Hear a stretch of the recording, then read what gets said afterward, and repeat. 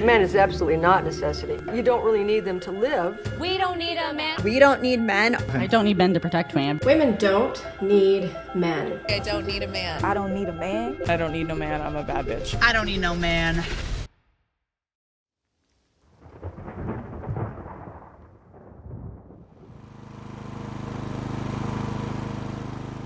There's a growing narrative that society and women don't need men. In a period where men are openly disrespected, women are praised despite their misandry. And men, well, they're expected to just take it on the chin. But let's pause and test that claim against the real world that we actually live in. The jobs, the risks, the expectations, and the outcomes. Now, this isn't a takedown or a blame piece. It's an invitation to look clearly at what men actually do. Acknowledge what's changing, why that change actually matters, and how we can help men without hurting anybody else. By the end of this video, you'll understand why women, families, and society at large need men. And this is based on facts, not opinion. So if you're the type of woman who's gonna die on the hill that we don't need men, I will pray that you never have to find out what a world without them would look like. Without further ado, let's get into it. Let's start with the work that keeps civilization turned on. Electrical power line installers and repairers, fewer than 2% are women. Electricians, about 3% are women. Roofers, roughly 4% are women. Trash and recycling collectors, about 11% are women. Water and waste treatment operators, roughly 8% women. These are 2024 US labor averages. Zoom out to the entire construction industry, only about 11% of those workers are women. Day to day, most of the crews building and maintaining the built world are men. Defense and public safety, well, they tell the same story. In the US, active duty force is about 82.3% men. In combat arms, infantry, armor, artillery, women number about 4,800 in total. So these fields remain well over 90% male. Special operations, over 90% are men. Local police, 86.5% men. And in energy, US oil and gas, approximately 80% men, with offshore crews abroad, often close to 97% men. And it's dangerous. In 2023, over 91% of workforce fatalities were men. Risk is a part of the deal that many men make in the world. Even in public safety, firefighting remains overwhelmingly male. But even acknowledging that men built society triggers defensiveness, and understandably so. Women's contributions are large and continuing to grow. But it's also true that many of the heavy construction and infrastructure roles have long been and remain to be male. Even among engineers who design the bones of our city, women are still a minority, roughly 17%. The point isn't exclusion, nor is it inviting women to change their proclivities and seek jobs that are relevant to male proclivities. But it is about addressing what is true and accurate. When somebody flips a switch and expects the lights to come on, it's usually men climbing poles in the rain to make that happen. And I could get into the reasons that men and women choose different careers, the hours worked and the lie of the gender pay gap, but we will save that topic for another video. Now for the part that we rarely face out loud. In 2023, the suicide rate among men was roughly 4 times the amount it is for women. Men are roughly half of the population, but 80% of suicide deaths. In 2024, suicide moved into the top 10 leading causes of death in the United States, with nearly 49,000 deaths. And this level is comparable to 2022 and 2023. As of 2025, the year-to-date data has not been established, though suicide remains among one of the leading causes in the United States. Levels look very similar to 2023 and 2024, but sex-specific rates are not published yet. Now, many women may watch this and not care, and if you don't care, I'm going to say blatantly, you are the problem. Because this isn't just about despair. It's about how men cope when they ask for help and what that help actually looks like. The numbers tell us irrefutably that men are hurting, but the numbers don't explain how it feels to be a man who's slipping. So let's go into that room, quietly, respectfully, and name what's really there. Not to glorify it, but to hopefully make it survivable. Most crises start with defeat. A breakup, a job loss, a health hit. Then comes entrapment. I can't fix this, and there's no exit. Add two painful beliefs amplified by culture and the mistreatment of men. I don't belong, and I'm a burden. And the room that they're in gets very, very small. In entrapment, every turn is a wall. Bills behind me, papers on the kitchen table, the job that used to make sense doesn't. Everywhere I look, I'm told that men are oppressive and toxic. And I used to tell myself, just push through. But now it feels like pushing is the problem. Then they move into burdensomeness. I start doing math that nobody else can see. What I cost, the space I take, the things I can't fix. The ledger always comes up red, and I am on the expense line. Then there's thwarted belonging. Maybe you used to have a crew, but maybe lately it's small talk and long silences. Maybe you don't know how to say I'm not okay without becoming a problem. Or worse, being belittled and made fun of for addressing or expressing that in the first place. Then there's the 3 a.m. mind, which stretches into weeks on end. Head won't shut up, chest hurts, and the morning becomes heavier than the night. The reality is pain doesn't clock out. And it wasn't just one injury. It was thousands of tiny ones that never healed. When your body is a siren, your thoughts start looking for exits. So is because men see no way out? Sometimes yes. That's what entrapment feels like. But the truth is more precise. It's a stack. A rupture in love or work, a hit to their identity, weeks of bad sleep, pain that won't stop, a bottle that blurs the brakes, and a lethal tool within reach. Under that weight, belonging feels far away, and you start to believe you really are a burden. That belief, by the way, is a lie, but in the moment, it feels true. And our job is to break that stack, restore belonging, lower the burden story, buy time, and make tomorrow reachable. And for those of you that think this is pandering to men, these thoughts, their reality, doesn't come from nowhere. There are multiple layers to the pain that men carry and don't voice, or worse,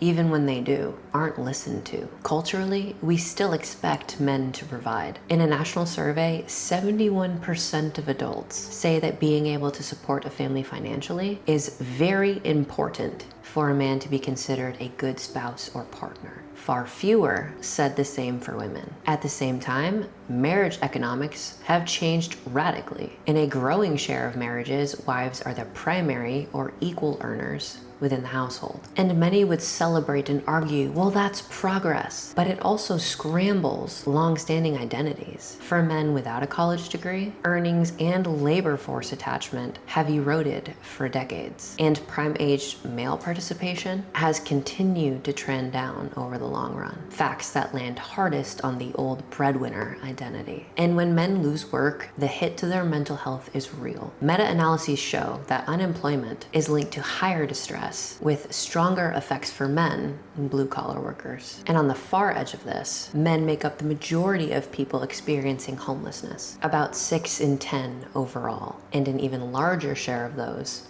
unsheltered. So when the lights are on, it's easy to say, we don't need men. But when they go out, it's quite obvious that we do. The truth is, we need them. Many of the riskiest, least glamorous jobs skew male. At the same time, the classroom and many care professionals skew female. Women now make up the majority of undergrads. Another reality we need to acknowledge problematic that exists, and we can do so with respect. The data around men hurting is irrefutable. Part of the story is economic. The rules for work, money, and marriage changed fast. The provider identity didn't disappear, but the ground underneath it absolutely did. And inside marriages, money looks a lot different than it did 50 years ago. Today, in 29% of marriages, husbands and wives earn about the same. And in 16% of marriages, the wife is the primary breadwinner. And yet, again, I will emphasize, with those statistics in mind, 71% of Americans say that men need to be the provider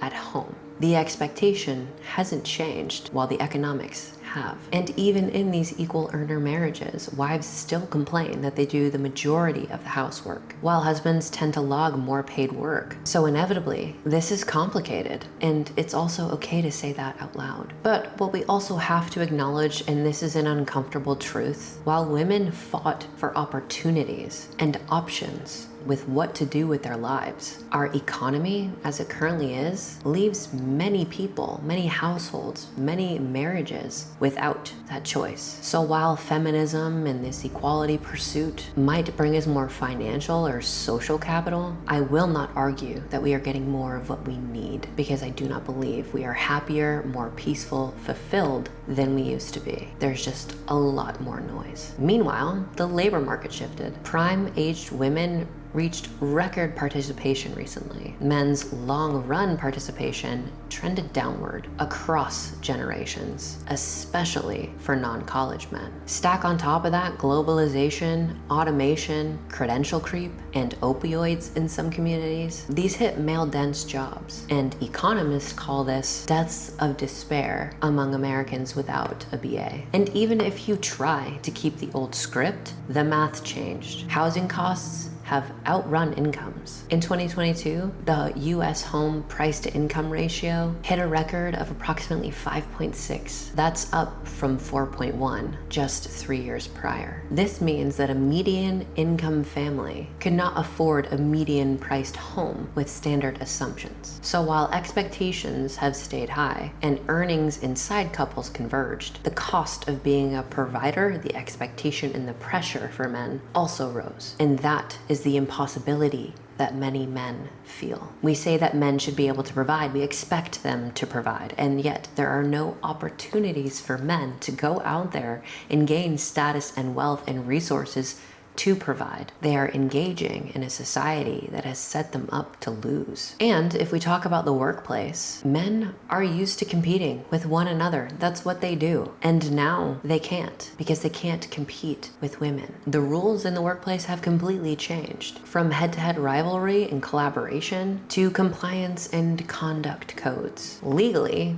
both sexes have equal standing in competition, but culturally, the style of competition has shifted. Now, that should be self-explanatory, but for those who don't get it, no single statute claims that men can't compete. But the point is that the norms have changed. So in practice, men still compete. It's a part of their nature, and they compete hard in sales targets, bids, promotions, etc. But in mixed workplaces, how you compete matters just as much as how much you compete. And this brings me to the piece that's often missing from these conversations. On average, men tend to anchor their identity to work, provision, and protection, much more than women do. Cross-cultural research repeatedly finds women, on average, weigh a partner's resource reliability much more than men do. Men also tend to suffer much more when out of work, which I alluded to earlier, not just financially, but psychologically. We can see male unemployment associated with higher risk of depression and suicide risk, especially when it's long duration. And none of this means that men can't thrive at home or that women shouldn't pursue careers. It means if you tell men that they are unnecessary, while the provider bar stays high and costs continue to rise, many men will hear, "You've already failed," because this game is impossible. Because the reality is this system, the way it's set up, is designed for men to fail. And the darker question is why, which again, I won't get into today. But I do want to focus on solutions, what we do for men now, specifically if you're a couple, married, dating, whatever. The first rule of this game in the dynamics that we live in is that we have to set expectations from the very beginning. Have the provider talk early. If you make the same amount of money as your partner, wife, girlfriend, as a man, say what feels like provision to you. Rent, safety, disaster-proofing the house. We need to share this scorecard of provision so that he's not graded against a rubric that was never said out loud. And a message for women is to know, respect, understand, and appreciate that for many men, their purpose is found in earning, protecting, and building. You do not need that purpose from him to value that purpose in him. Let me say that again. You don't need that purpose from him to value it in him. because men are wired for provision. As it stands, the system doesn't really allow them to do that competitively and win. But that doesn't mean that that drive is not an integral part of their identity. And for men, keep your purpose. Update the platform, because provision isn't just money. It can also be mastery. The trade you get great at, the system you keep running, the people that you mentor or protect. It's spiritual, it's emotional, it's powerful, it's present, and it's connective. I know, and I hate to say I know things, but I know many women spend their days, unbeknownst to them, emasculating men. And if you're around women like this, I will tell you 100%, they do not deserve your time of day. And if you're a leader out here and you care about men and you want to uplift them, we need to start building male-friendly, male-only maybe, performance lanes that reward them for their competition, their productivity, their provision, and their contributions. We could do this by expanding apprenticeships, skilled trade pipelines, where a lot of men can find identity and dignity. As far as policies are concerned, we need to continue to advocate for housing supply and affordability. You cannot resurrect one-income household families in a world where the median home price outpaces median income. And as someone who transparently believes one of the biggest solutions not only to our quality of life, but to our entire society is making marriage cool again, we need to update the laws and re-examine these things, because we need to be able to support men in the unfortunate event of a divorce, where they aren't raked over the coals and expected to give up everything that they've built when their wives make just as much, if not more than them, in the modern world. Now, I want to be clear. Men don't need supremacy. They need somewhere to stand. A fair game,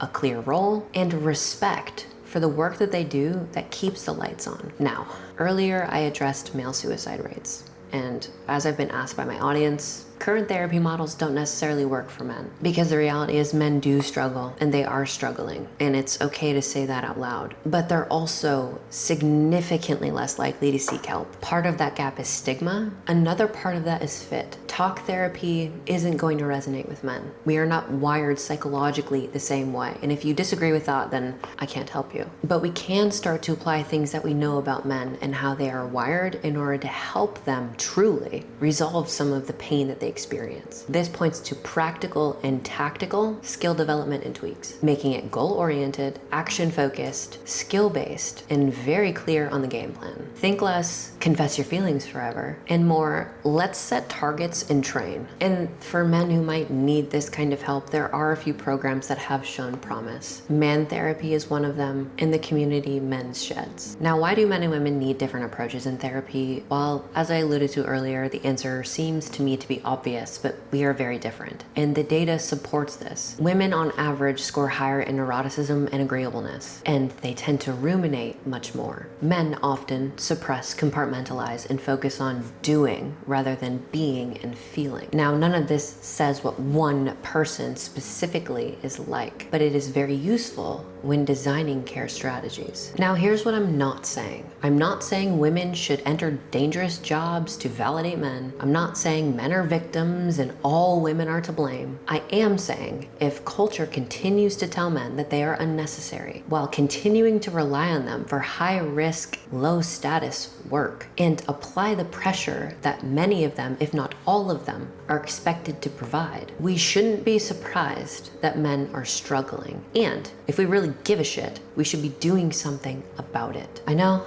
I'm a little heated, but this is the stuff that really irritates me. So what can we do? What are concrete moves? Number one, honor the work that they do. Show up for the people that keep the lights on. Celebrate blue collar excellence like we celebrate tech launches or your new TikTok update. Number two, for the therapists out there, and I plan to do this as well once I get my license, design care that fits the male mind. Stop trying to make men more like women and women more like men, and recognize, respect, and appreciate the differences between the two. Number three, meet men where they are. They are different, okay? They play for points. They go out of their way to provide, protect, get appreciation and acknowledgement from anybody who will fucking notice them. Notice them, okay? They're not all self-centered, egocentric, narcissistic Chad douches. The majority of them are not. They're calm, they're hardworking, they're loving, they're generous, they're kind, and they're overlooked. And they're sick of being treated that way. And as a society, it would help a lot if we could pair work and dignity again for men.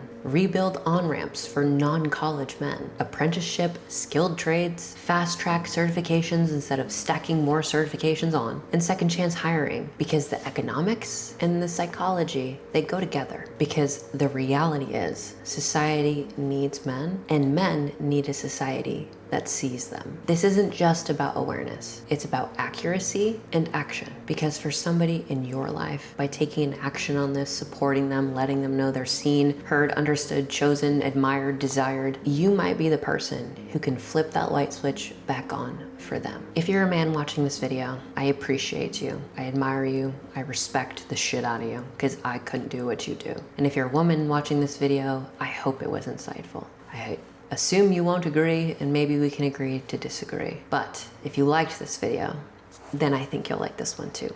And if not, then respectfully, fuck off.